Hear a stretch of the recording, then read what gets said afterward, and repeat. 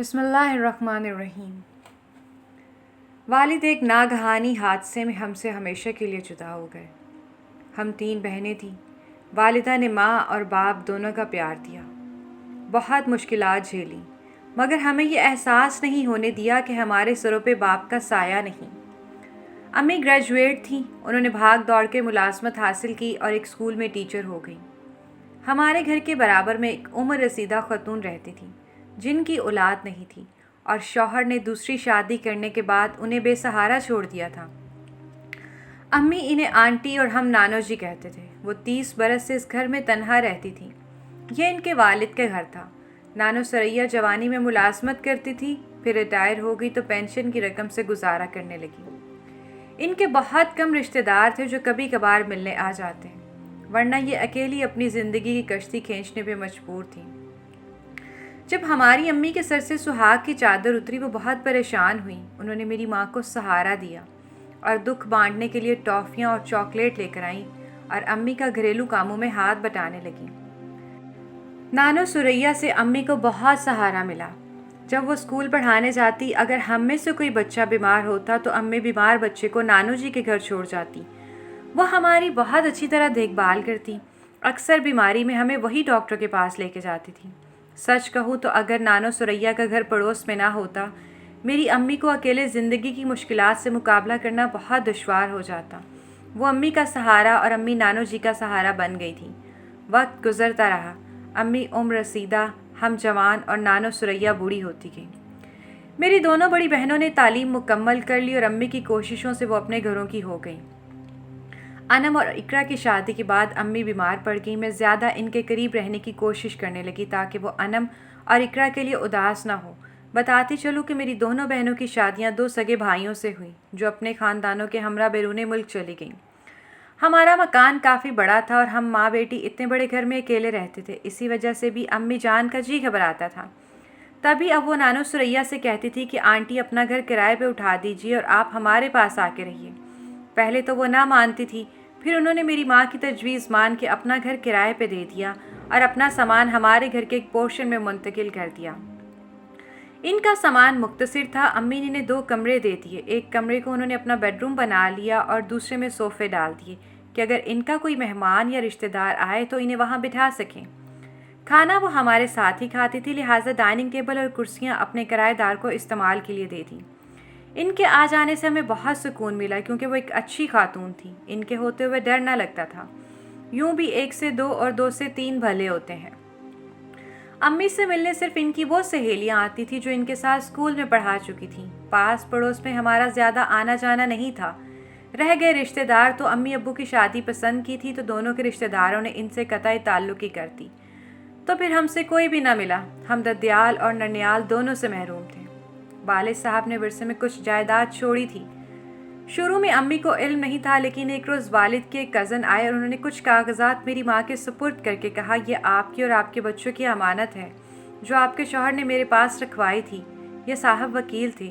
بعد میں انہوں نے امی کا کافی ساتھ دیا۔ والد صاحب کی جائیداد میں سے ہمارا حصہ امی کو مل گیا۔ یہ وہ دن تھے جب امی کی صحت جواب دے رہی تھی۔ انہوں نے میری بہنوں کا حصہ انہیں دے دیا اور میرا حصہ آنٹی سریا کے حوالے کر کے کہا کہ تم میری اس بیٹی کی سرپرست ہو، میرے بعد اس کی حفاظت اور پاسداری کرنی ہے کیونکہ اس کی بہنیں تو صرف 1 ماہ کے لیے پاکستان آئی تھیں، جانے کب وہ آئیں۔ ایسے کہنے کی وجہ یہ تھی کہ امی کو ڈاکٹر نے بتا دیا تھا انہیں کینسر ہے۔ کافی دنوں تک انہوں نے مجھ سے یہ بات پوشیدہ رکھی۔ چاہتی تھی کہ جلد از جلد میری شادی کر دیں تاکہ میں ایک محفوظ گھر میں چلی جاؤں۔ ایسا نہ ہو کہ ماں کی بیماری کا سن کے میں شادی سے انکار کر دوں۔ وہی ہوا جس کا انہیں ڈر تھا۔ مجھے پتہ چل گیا کہ امی کو کینسر ہے کیونکہ ایک روز آنٹی سریا کی بجائے میں ان کے ساتھ اسپتال گئی۔ وہاں ایک نرس نے مجھے بتا دیا کہ تمہاری ماں کینسر کی مریضہ ہے۔ اس حقیقت کو جان کے مجھے کس قدر صدمہ ہوا بتا نہیں سکتی۔ ایسا لگا جیسے مجھ پر بجلی گر پڑی۔ بڑی مشکل سے ضبط کر کے گھر تک پہنچی اور آتے ہی پھوٹ پھوٹ کے رونے لگی۔ تبھی نانو میری آواز سن کے دوڑی ہوئی آئیں اور مجھے گلے لگا کے تسلی دی۔ اس واقعے سے 1 ماہ قبل وہی میرے لیے ایک اچھا رشتہ لائی تھیں اور اب وہ لوگ منگنی کے لیے تاریخ لینے آ رہے تھے۔ رشتہ پکا کرنے سے قبل لڑکا اپنی والدہ اور اپنی بہنوں کے ساتھ ہمارے گھر بھی آیا۔ انہوں نے اپنے ڈرائنگ روم میں بٹھایا اور مجھے بہانے سے وہاں بلوایا تاکہ میں لڑکے کو देख सकूं। लड़के का नाम इकबाल था। वो मुझे बहुत अच्छा लगा। पढ़ा लिखा, खूबरू और मुहज़्ज़ब, ख़ानदान भी तहज़ीब याफ्ता था। अम्मी को ये लोग पसंद आए। मुझसे पूछा तो मैंने कहा कि जैसे आपकी मर्ज़ी। आपकी मर्ज़ी पे मैं राज़ी हूँ। यूँ इकबाल के घर वालों से रिश्ते की बात तय हो गई। मैं इस रिश्ते पे बहुत खुश थी, अलबत्ता ये सोच के जी घबराता था कि मेरी माँ बीमार है और किसी तरह भी अफाका नहीं हो रहा, बल्कि मज़ीद कमज़ोर होती जा रही है। इन्हें इस हाल में छोड़ के कैसे पिया घर सुधार जाऊँ। ये मालूम न था कि मेरी माँ महज बीमार नहीं है बल्कि कैंसर की मरीज़ा हैं और अब वो कुछ अरसे की मेहमान है। मुझे नानों से गिला था कि उन्होंने मुझे ये बात नहीं बताई, हालांकि वो हमेशा अम्मी के साथ अस्पताल जाती थी। लेकिन इनका भी क्या कसूर था। खुद अम्मी ने इन्हें कसम दी थी कि तानिया को मत बताना, वरना ये कहीं शादी से इनकार ना करते। और वही हुआ। जब इकबाल की वालिदा मंगनी की रस्म की तारीख लेने आई तो मैंने अम्मी को साफ मना कर दिया कि मैं हरगिज़ मंगनी करने वाली नहीं। आप बीमार हैं, इन लोगों को शादी की पड़ी है। मैंने कहा कि मैं आपको इस तन्हा हाल में छोड़ के कहीं नहीं जाऊंगी। अम्मा बोली, बेटी मेरी खुशी के लिए मंगनी हो लेने दो। शादी तभी करूंगी जब तुम्हारी मर्जी होगी। तुम्हारी मंगनी से जो सुकून मुझे मिलेगा, सच कहती हूँ इस खुशी से मेरी ज़िंदगी के दिन बढ़ जाएंगे और मैं फिर जी उठूंगी। अच्छे रिश्ते बार बार नहीं मिलते, इसलिए मंगनी का बंधन जल्द बांध लेते हैं। माँ को हसरत भरे लहजे में ऐसे कहते सुन के मेरी आंखों में आंसू भर आए और मैंने इनकी खुशी की खातिर सर झुका दिया। यूँ मेरी मंगनी इकबाल से हो गई। मंगनी को भी बड़े थोड़े ही दिन गुजरे थे कि अम्मी की हालत ज़्यादा ख़राब रहने लगी। इकबाल इनकी तबीयत पूछने के लिए बहाने फ़ोन करता तो अम्मी कहती, मैं ज़्यादा बात नहीं कर सकती, मेरा सांस फूल जाता है, तुम बात कर लो। दरअसल वो चाहती थी मैं इकबाल से बात करूं ताकि मेरी इसके साथ ज़हनी हम आहंगी हो जाए और मैं जल्द शादी पे रज़ामंद हो जाऊं, या वो मुझे रज़ामंद कर लें। वो कहता कि तानिया, अगर हमारी जल्द शादी हो जाए तो ये तुम्हारी वालिदा के हक़ में अच्छा रहेगा। इनका कोई बेटा नहीं है, इन्हें मेरी सूरत में एक बेटा मिल जाएगा। मैं बिला रोक टोक तुम्हारे घर आ सकूँगा और तुम्हारी माँ की खिदमत कर पाऊँगा। इन्हें डॉक्टर के पास लाने ले जाने में जो दिक्कत तुम्हें पेश आती है वो नहीं रहेगी। हम दोनों मिल के इनकी देखभाल करेंगे।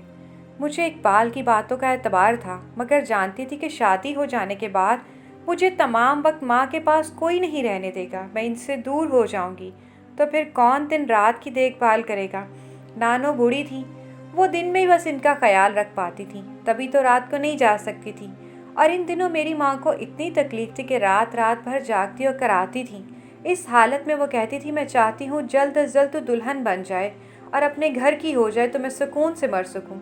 मैं कहती, अम्मी मैं ही तो आपको उठाती बिठाती हूँ, वॉशरूम पकड़ के लेके जाती हूँ, आपके कपड़े तब्दील कराती हूँ, नहलाती हूँ, धुलाती हूँ, दवा खिलाती हूँ, खाना बना के अपने हाथ से खिलाती हूँ। ज़रा सोचिए कि एक मिनट भी आप मेरे बगैर रह सकती हैं?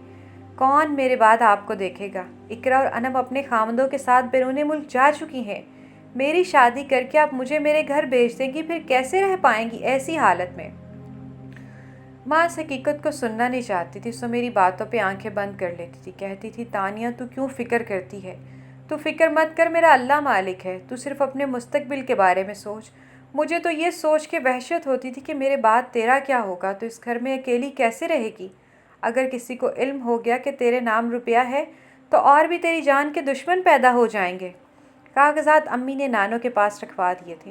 वो कहती थी, तू बहुत सीधी सादी है, कोई भी तुझसे ये सब हथिया लेगा। नानो फिर जहाँ दीदा और समझदार हैं। बेशक नानो जहाँ दीदा और समझदार थी, मगर वो थी तो वो बूढ़ी। इनकी हयात का क्या भरोसा था? अम्मी को खौफ था इनके बाद मेरा क्या होगा, इसीलिए वो मेरी शादी जल्द अज जल्द कर देना चाहती थी। बिल आखिर उन्होंने इकबाल की वालिदा को बुला के बात की, मैं कैंसर के आखिरी दर्जे में हूँ, चंद माह की मेहमान हूँ, आप मेरी बेटी को जल्द अज जल्द बहू बना लें तो बेहतर होगा। मैंने शर्त रख दी, इस शर्त पे दुल्हन बनूंगी जब तक माँ जिंदा है, मैं और इकबाल इनके पास रहेंगे। इनकी माँ बोली, ये शर्त मुझे मंजूर नहीं, मौत व हयात अल्लाह तला के हाथ में है। मगर दुनिया मुझे क्या कहेगी कि शादी करके बहू लाने की बजाय अकलौता बेटा इनको दे आए। हाँ, ये हो सकता है कि तानिया रोज़ाना दिन में यहाँ आ जाए और रात को अपने घर लौट आए। इकबाल को मैं मुस्तकिल यहाँ रहने की इजाज़त नहीं दे सकती। मैंने अपनी होने वाली सास से कहा, ये मुझे मंजूर नहीं, मेरी माँ की हालत ऐसी है, मैं लम्हा भर को इन्हें तन्हा नहीं छोड़ सकती। मेरे इनकार पर इकबाल की अम्मा का मुंह बन गया और वो रंजीदा होकर चली गई। अम्मी किसी तौर नहीं चाहती थी इकबाल से बिना बनाया रिश्ता टूट जाए, मगर मैं भी हकीकत से आंखें नहीं चुरा सकती थी। जिस माँ ने बेवही में रात दिन एक एक करके محنت مشقت کی اور ہمیں پروان چڑھایا تھا، کیوں کر انہیں قریب المرگ کے دنوں میں چھوڑ کے میں خوشیوں کے سفر پہ روانہ ہو جاتی۔ میری شادی کا معاملہ کھٹانے میں پڑا۔ اقبال نے مجھے فون کیا، تانیہ تم فی الحال میری امی کی بات مان لو، جب ہماری شادی ہو جائے گی تو میں تمہارا پورا ساتھ دوں گا۔ تب میں نے کہا اچھا، سوچ کر جواب دوں گی۔ ایک دن اقبال نانو سے ملنے آیا۔ انہوں نے بتا دیا وہ اس گھر میں اس کی والدہ سے ملنے جائیں گے۔ ہمیں یہ علم نہ تھا کہ نانو کیا کہہ رہی ہیں۔ اپنی دانس میں رہ کے وہ میرا بھلا کر رہی تھی، مگر برا ہو گیا۔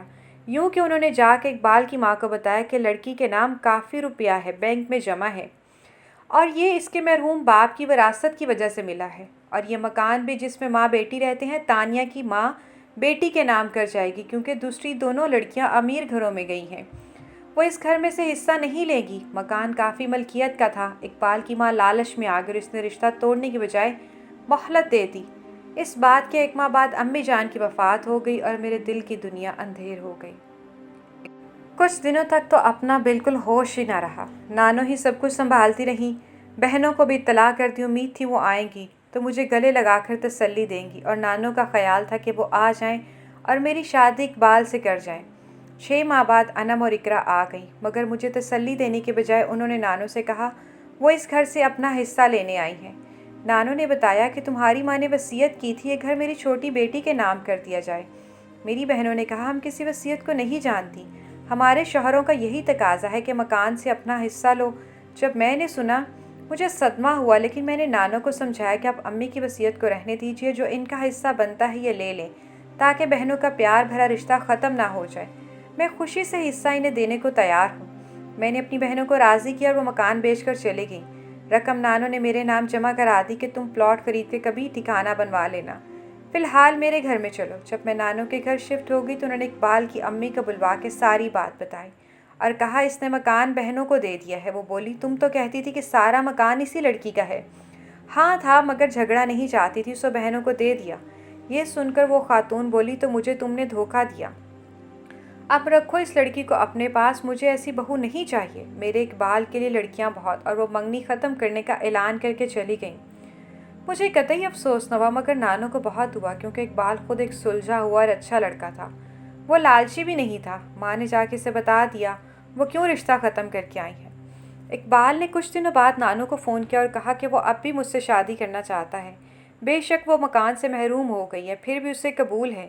اقبال کے ماں باپ راضی نہ تھے، اس نے اپنے چند دوستوں کے ہمراہ نانو کے گھر آ کے مجھ سے نکاح کیا۔ ہماری شادی میں صرف نانو جی کے چند جاننے والے شریک ہو سکے، جبکہ اقبال کی طرف سے اس کے کچھ دوست اور گھر والے آئے۔ شادی کے بعد نانو نے میری رقم جو بینک میں تھی وہ میرے حوالے کر کے کہا کہ پلاٹ خرید کے گھر بنوا لو۔ اقبال نے بھی حصہ ڈالا اور ہم دونوں نے مل کے محبت کا وہ گھر تعمیر کر لیا، جو ہمارے لیے کسی تاج محل سے کم نہ تھا۔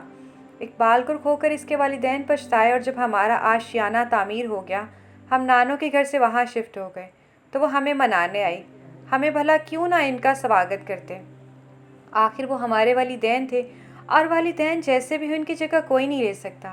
آج میں سسرال میں ہوں اور خوش ہوں، مجھے اقبال جیسا جیون ساتھی ملا۔ مجھے ان پر بہت زیادہ اعتبار ہے، اور یہی اعتبار ہماری محبت اور خوشیوں کا احساس ہے۔ آج نانو اور امی جان دونوں اس دنیا میں نہیں ہیں۔ اے کاش وہ حیات ہوتی اور میری خوشیوں بھری زندگی کو دیکھتی، تاہم مجھے یقین ہے کہ ان کی روحیں ہمیں خوش و خرم دیکھ کے ضرور خوش ہوتی ہوں گی۔